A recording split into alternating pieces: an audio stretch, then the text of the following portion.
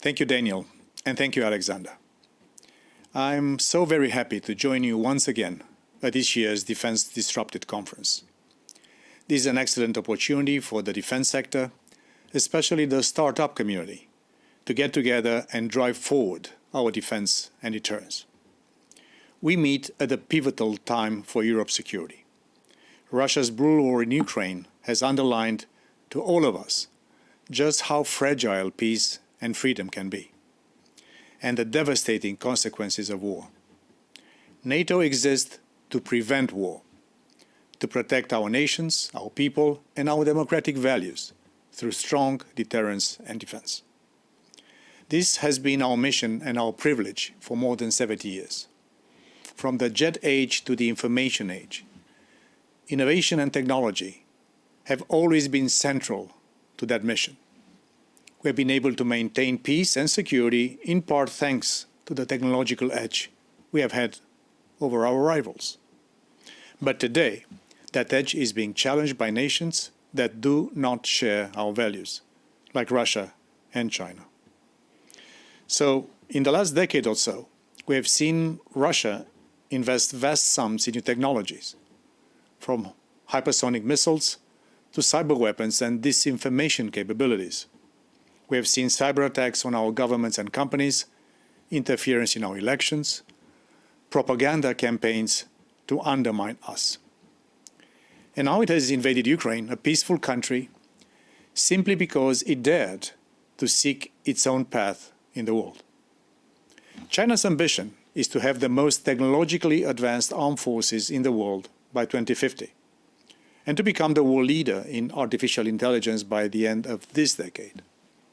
It is investing heavily to achieve that ambition. But we in the political West still have a unique advantage. Our companies and universities operate in free and open societies. Our most creative and innovative minds are able to express themselves freely, to challenge, to think in radical new directions without the threat of reprisals. Another big advantage of ours is our unity. We are an alliance on 30 nations, probably more, united not only by shared threats and challenges, but by shared values, the freedom, democracy, and the rule of law. Together, we are strong. With so many nations, interoperability, our ability to work together in peace or in war, is essential to a credible collective defense. Two ships may sail side by side, but if their systems cannot communicate, if they cannot operate as part of a larger whole, they may as well be in different oceans. This is why NATO is such a vital platform for technology and innovation. We bring together allies as we develop new platforms and systems. As chair of the NATO Innovation Board, it is my role to drive innovation across the alliance. In 2019, allies agreed a roadmap on emerging and disruptive technologies, which are fundamentally changing the nature of security and war. This will help us speed implementation, protect our industries from potential adversaries, and develop, very important, common ethical standards. We have some of the most advanced technologies in the world, and we are taking steps to continually push further. That is one of the reasons why we have launched Diana, the Defense Innovation Accelerator for the North Atlantic, to identify and develop the next generation of technologies. Last month, I visited what will be Diana's new European headquarters. It will not be on a military base hidden from the world. It will be here in London, at Imperial College. It will work with dozens of test centers and accelerator sites all across Europe and North America, bringing together academia, startups, and governments in the triple helix to design cutting-edge solutions to the security challenge we face. We're also setting up a multinational NATO Innovation Fund to provide secure funding for startups developing cutting-edge, dual-use technologies, and I hope that the audience will be many of the customers of this new fund.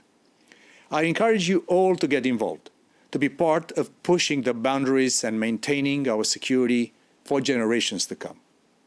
Diana and the Innovation Fund should be fully operational next year, so watch this space. It is vital that the open, democratic nations of the world work together to ensure our values remain at the heart of our technological future.